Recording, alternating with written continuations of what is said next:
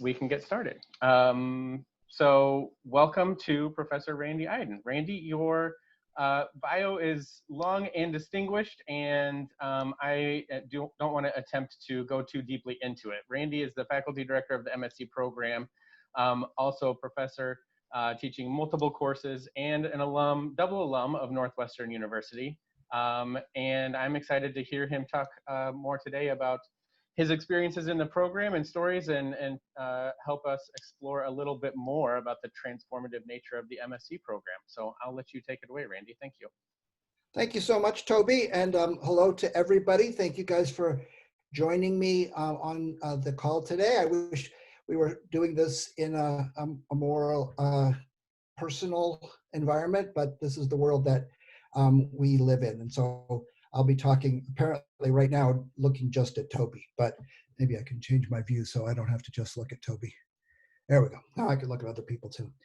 Okay, so one of the things that I know about all of you is that you are all thinking of committing yourself to a year of graduate school. You may have lots of different reasons for that, but I know that for all of you, the reasons involve a change that you expect to find, to accrue through going through this program. And so I wanted to talk a little bit about what those changes are that you can expect and how we look at those. And I want to start with where many of you may be in terms of what you think about education. There are three metaphors that people use often when they think of education. What is the purpose of education? What does it do for the student? And particularly I'm talking about, in this case, graduate education and why people would go to that. Now, you don't get to choose generally whether you go to first grade or sixth grade. For a lot of people, even the choice of going to college is more social peer norm than it is a choice. But when you make the decision to go to graduate school, it's pretty much a voluntary decision. Nobody makes you do that. So if you look at what's going to happen to you when you go to graduate school, you can think of three different metaphors. The empty bucket, I'm going to look at the function box, and the piece of paper. So let me explain those three quickly, and then we'll move on to talk more about the MSc. In the empty bucket metaphor, also called the tabula rasa or the clean slate, you come to us as an empty bucket, and then we fill you up with information. And of course, most of us know that in the other courses that we've taken, we forget a lot of what's taught to us. And so sometimes it's hard to value the education from that point because all of us, not just you, are leaky buckets, which means that we fill you up and stuff goes right back out. And so at the end, you remember that there was somebody talking to you, but you may not remember a lot of what we told you. Second metaphor that people use, which is particularly important for graduate school, is the function box metaphor. I don't know how many of you had this concept when you did elementary math, but the function box was something, for example, if you put two numbers into addition function box 5, so something else. And that's what we think about when we think about lawyers and doctors. Lawyers and doctors go to graduate school, and when they come out, there's something else, simply by having gone through that process. We sometimes think of that as working for the MBA as well. The MBA is a little bit more challenging, but I think that among a lot of employers and your relatives and people that you meet in various places, there is a perceived function box to the MBA, that if you go in, you come out as something else. And so if we say you're an MBA, then you are now somehow different simply by having achieved that degree, sat through those courses, followed the requirements of the program. And then the last one is the piece of paper. This one is familiar to many of you, as you remember getting through, for example, high school, which was the only thing that mattered was finishing. And the value of finishing was the piece of paper, the diploma that you got. And we'll have people that will talk about, I'm only in it for the piece of paper. I just want to stay long enough so they give me that paper. And where that works with graduate school, and I think for a lot of people thinking about a school like Northwestern, you imagine that that piece of paper has value as it's related to other schools' pieces of paper, or as it's related to other school programs within Northwestern's pieces of paper. And so all of those are ways that you might imagine you would be transformed by joining the MSc program. So you might assume that you're going to come here and get a bunch of information, and hopefully some of that information would stick with you and some of it would be useful. You may be imagining that simply by going through it, you'll become an MSc, you'll become a graduate of Northwestern, and therefore you'll be a different person, that transformation will happen automatically. Or third, you might imagine that your goal is to just hang out on Saturdays for a year, and then you have the MSc diploma, you can put it on your resume, you can be better than people who don't have a degree, and so forth.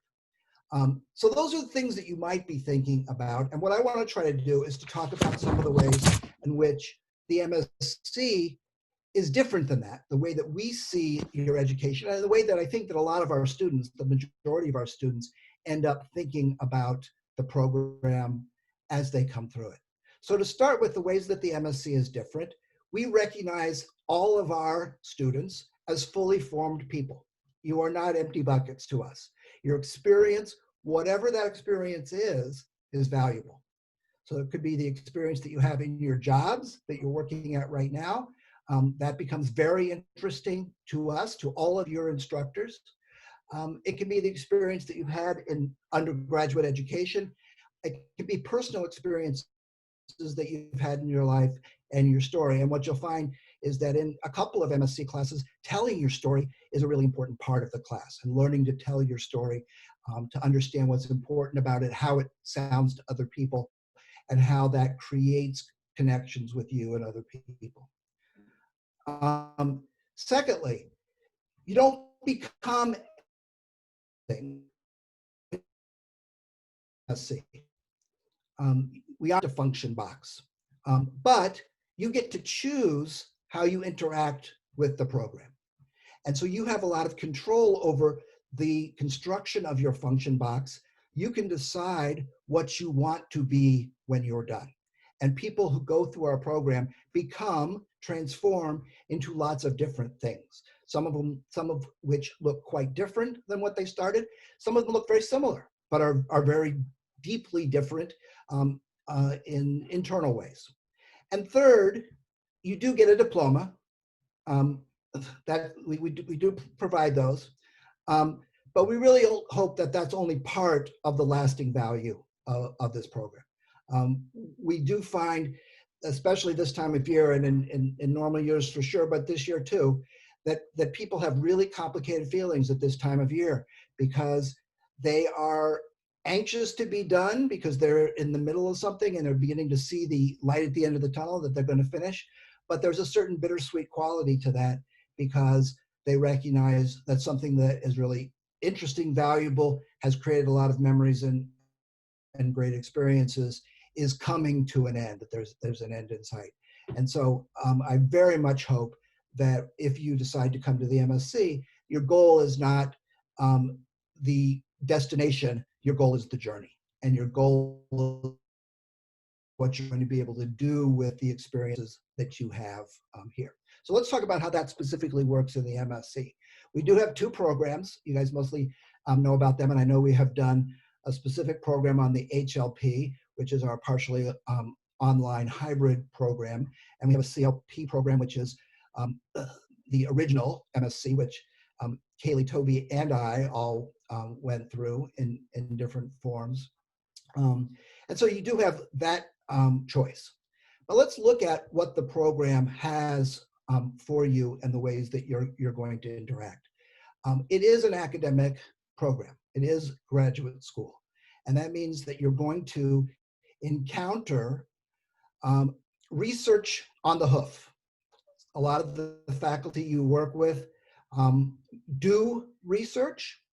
All of the faculty that you're going to encounter have experiences in the reality of the fields that they're teaching in. So we don't have an ivory tower orientation.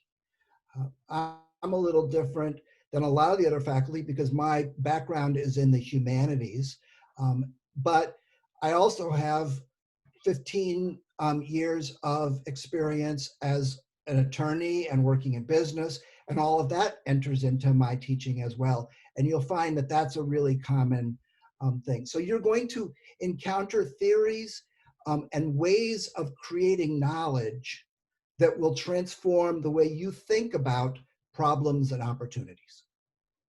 I think one of the most valuable things about that academic element is that problems or things that you want to achieve should look very different after you've been through the MSc, because you're going to understand how do we approach these as problems that we can do something about, we can learn about, and the experience that you get in learning how to read academic material, learning how to find academic material, and learning how to decode and apply academic material to issues that are important to you is a valuable skill that will be with you long after the contents of any specific article may fall away.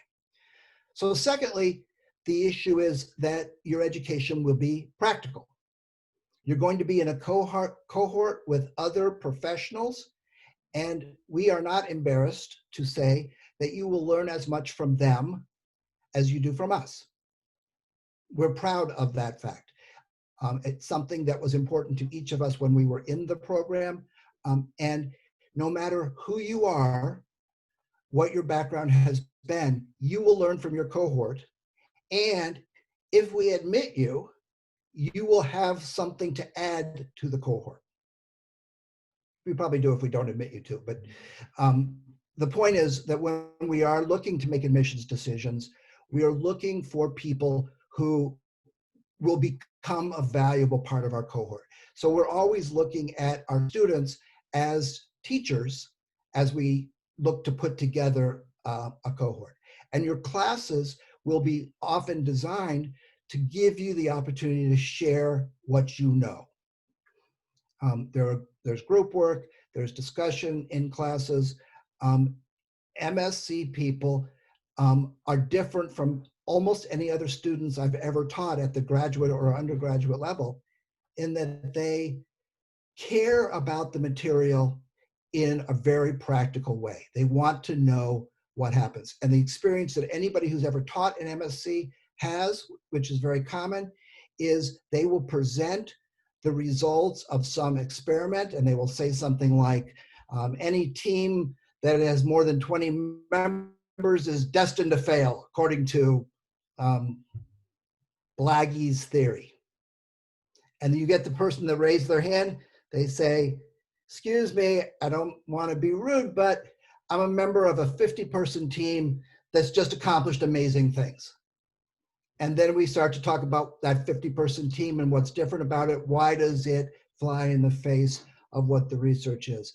And what a lot of working research-oriented faculty experience in the MSc is that they get tested in whether or not the things that they believe that they've learned through their academic work hold water. And so that's an amazing part of what your experience is going to be. Another thing is that you should always think about what you want to be, what you want to do as you begin the program. So since it's not a function box and we don't make you into anything, you get the choice of doing that. And we will work with you to try to figure out what that is. But what that means, and Andrea, I'll direct this directly to you, since you're our newest member of the admitted cohort, is when you decide to write a paper for a course, don't write what you think your professor wants you to write. Write what's interesting to you. And if you do that, the body of work that you will develop will be very personal to you, and it will be something that you look back on as part of your transformation. You'll be able to look at the things you wrote in the first quarter and the things that you wrote in later quarters and see how they add up to something, and you'll find that you change your mind about things, that you come to understand things in a different way.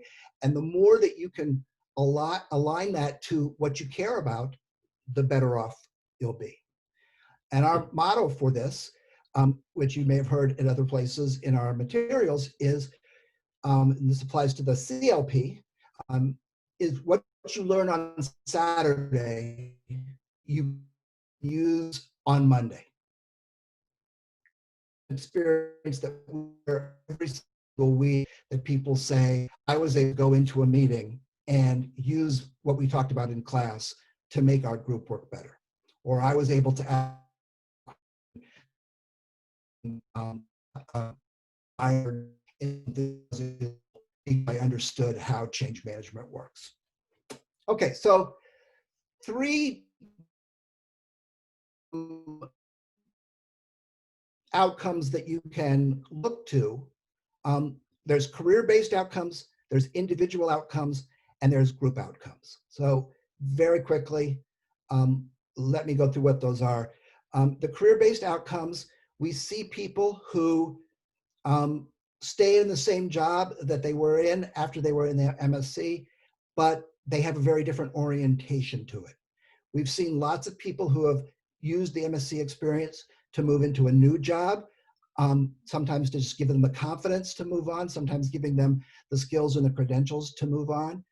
We've seen people move to entirely new careers. One of my favorite stories is somebody who had spent their whole life working in sales, and when they were talking to our Epic's career advisor, she said, have you ever considered being a chief marketing officer? She said, no, I don't even know what that is. And they began to discuss it. And long story short, she is now a chief marketing officer. And those kinds of things are really exciting. Secondly, individual outcomes. Your individual outcomes are that you will be able to test yourself. You'll be able to see what you're capable of. You'll be able to see what you're interested in, what you respond to. One of the things that's really interesting about the study of communication in the MSc program is that we use all different kinds of educational methodologies. So we use social science, we use some hard science, we use humanities. And you'll find certain kinds of evidence, certain kinds of presentations are more interesting to you, are more useful for you in the things that you need to do, and make you someone who is more thoughtfully persuasive, which means not that you're able to fool people, but that you're able to think more about a given situation and present evidence and reasons that allow people to make decisions that are beneficial for you and for your organization. You learn critical thinking. That's a buzzword in the academic world, but we mean something very specific by it. It means that you learn not to accept information at face value, no matter who it comes from. You learn how to test it, to challenge it, and then to accept it and make it yours, to build your knowledge base. And that allows you to become part of the Lifelong Learners Club, which is really one of the most valuable things that we see in so many of our graduates, is that their life after MSc is very different than their life before because of the way that they orient themselves to the information that is in abundance in our world right now. And lastly, we look at the group outcomes, your cohort bonds, the friends that you make. All of us in this, that have been through the program and are working there, have friends from our program. I graduated in 2002. I have good friends in my cohort, people I've done consulting work for, people I've helped with getting jobs and doing other things. You'll have the professional network of the Alumni Association. You will learn from each other. You'll continue to do that. The greatest thing is that because there is not one particular career or type of person in the program, You learn to see so many different kinds of programs, or so many different kinds of professions and ways of thinking. And those memories will stick with you again long after the boring lectures of some professor are long gone. Um, and then lastly, and what I think is really the mission of the MSc program, is that you're going to understand a lot more about the way people live and work in groups. The MSc is really about maximizing the potential of organizations. Human beings accomplish more as a group, and there are specific skills, abilities, ways of looking at things that make groups function better. And that really is what our mission is. And you, by going through the MSc program, become one of those people. So I know that that was a tiny bit of a bait and switch in the sense that I didn't give you a specific transformation to expect, but I'm excited for all of you that you have the opportunity to look at this program, to think about the ways in which it could benefit you and which it could play a part in the continuing transformation of your life. So thanks very much for your time. I am happy to take any questions you have. Wonderful. Thank you, Randy. That was terrific. Anybody with any questions for Randy about anything that he's just talked about, or it's a great opportunity to ask questions of a professor, of a faculty of the MSc program, anything that you might be curious about in that context as well. This has been terrific for me. I think it's such a, please go ahead and enter those questions into the chat function. But a common question that we hear from people considering the program is, what do people do with this degree? Where do you go afterwards? And I think that this, hearing from you today has certainly helped me frame those conversations in a different way. I think sometimes people want to hear a lot more about that functional bucket. What are you going to turn me into when there's just so much more to the experience of the MSc program? And everything you talked about today is, to me, uniquely MSc. It's not something that you can expect from a lot of other programs, and this was something that I think positions us in a unique way. So thank you. That's all terrific, fun for me. What else? Other questions that anybody has for Professor Iden? It is acceptable to write the question, what the hell are you talking about?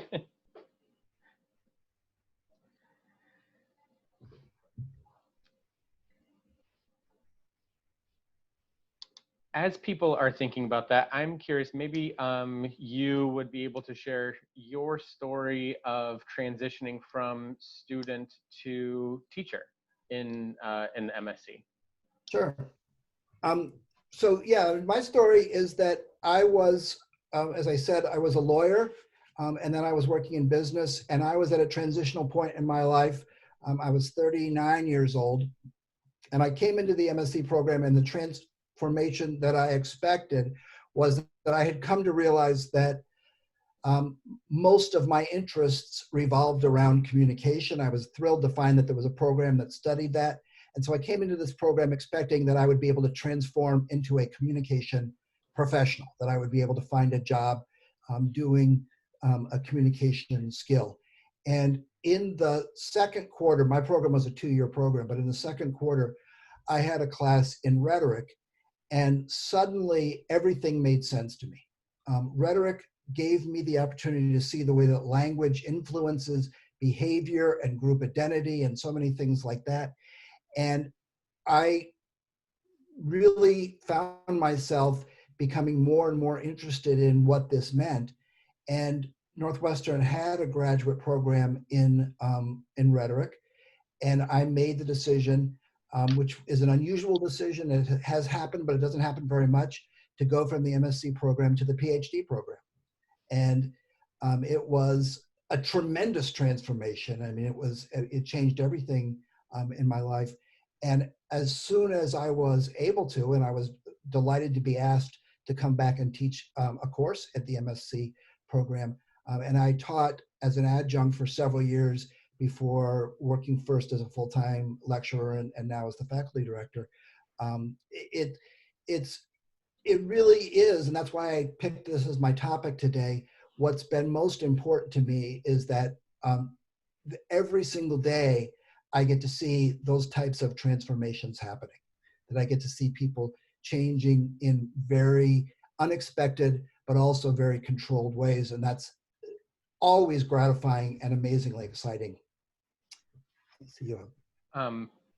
We do have a question here. Amar says, hey, Professor, what are some classes you teach for the MSc program? I currently teach an elective in the fall quarter, which is called, I don't remember the exact thing, but it's strategic communication, fundamentals of strategic communication. For me, that class is also an opportunity to learn how to express yourself. And so we spend a lot of time working on writing and generating arguments and reading critically and things like that. But we also look at the field of strategic communication and how it works. I'm currently prepping for the core class in the summer, which is a class called Communication Management and Ethics. And it's a class in business ethics, essentially, but where, again, we take the opportunity to teach it somewhat differently. We put everyone into groups, and we spend a lot of time teaching you how to talk about ethics in an organizational context. How do you not just think about what your own ethics are, but how do you make an organization more ethical, and how do you feel comfortable doing that? I also teach a class in the HLP. I've taught classes in corporate citizenship, public speaking, and crisis management. So those are my areas of interest. Going a little out of order here quickly, Colette asks, is the elective you teach offered for both programs? Yes, but you don't teach it, right? So the strategic communication class in the hybrid is taught by Professor Michelle Shoemate, but in the custom, it's taught by Randy. So to answer that quick question, Colette. Yes, so go ahead. The course is somewhat different, but yes, you have a chance to take strategic communication in either program. Yeah. Andrea asks, what's the greatest benefit that you gained professionally from MSc? Well, it changed the entire direction of my life, for which I'm very grateful. It was it was something that would not have happened, that I would have had the opportunity to do what I'm doing without the MSc program. But I think that in terms of my favorite professional takeaway from being in the MSc is that it has opened me up to a group of people who care about the communication function. People who are interested in talking about that, and people talk about it in lots of different ways. But what's always fascinating to me about MSc students and alum and faculty is that they are all interested in the way that language creates meaning in so many different parts of our life. And that epiphany about communication is the thing that was really most important to me about being associated with the program. And what I want to continue to communicate is my excitement about the possibilities of communication in organizations. Wonderful. We got one question that came in privately, is talking about kind of how people teach. I'll verbatim, it says, what % or ratio of the program is the practice of concepts through projects, group work, et cetera, versus readings and papers, lecture, et cetera? Just maybe you could speak for a minute about different teaching styles and the different ways the information comes to you as a student. So I think that one of the things and I spend a lot of time working with faculty who are teaching with MSc for the first time.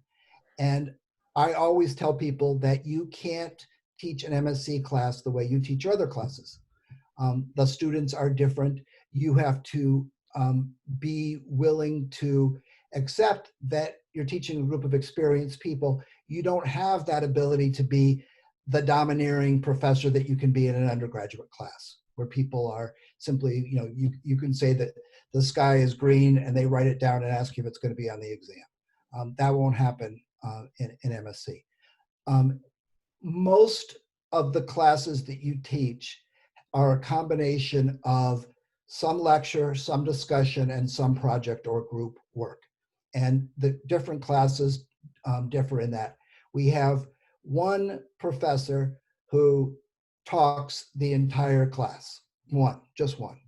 And he happens to be one of the most amazing and funniest people that Toby or I know. And so he gets away with it, and it's an amazing class. But in most of the classes, there's some connection of those. Different faculty have different rules. My rule is that in a 3-hour class, I never try to have more than a third be lecture and at least a third be discussion, and then the other third can be some variety of group work or other kinds of projects or things like that. So, I think that one of the things that we try to do through the program is to take into account that people learn in different ways, they understand in different ways, and they communicate, they express themselves in different ways. And so between the way classes work and with the assessment work, the papers or projects that you do, we try to change them up so you have different types of work. I think a continuation of that, and for our final question today, Eric asks, explains that he's transitioning professionally right now. Would you suggest that he begins a career prior to applying, or use the MSc as part of a transition into the corporate environment? I think maybe a little more broadly, we have a really wide range of experience levels in the program, and that might help Eric understand any insights that you have there. Sure. Yeah, I mean, there's the truth is, Eric, and if you want to talk about this more specifically, I'd be happy to talk to you in email or on the phone about your specific situation and what the timing is. There are always better and worse times, but one thing I have learned is that there is never the perfect time. And so what is nice to know is, in your case and sort of speculating based on what it could be, it's possible that once you've transitioned and you're in your new job, that the classes would become something that would be useful to you in a way that they wouldn't be now. It's also possible that the MSc program would really assist your transition because it would help you understand better what you're transitioning to. It would help you explore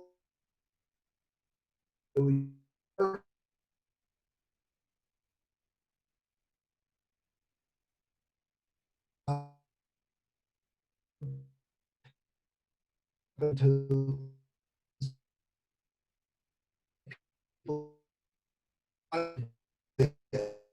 this place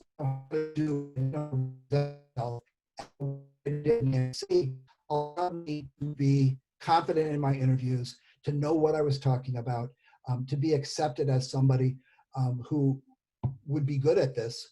So I think that the answer is that, which is the answer to every single question I ever asked of me, is it depends. But you certainly have people who are in both categories, and both categories have thrived in our program. Wonderful. We are over time, but this has been fun and very insightful for me. And I think from the questions, everybody's gained a lot. So thank you very much. Randy, oh, sure, go ahead. I just want to say that I'm happy to talk to anyone if you would like more information about the program, about my experience, or about your own particular circumstances. You can feel free to reach out to me directly or through Toby, and I'll be happy to answer whatever I can.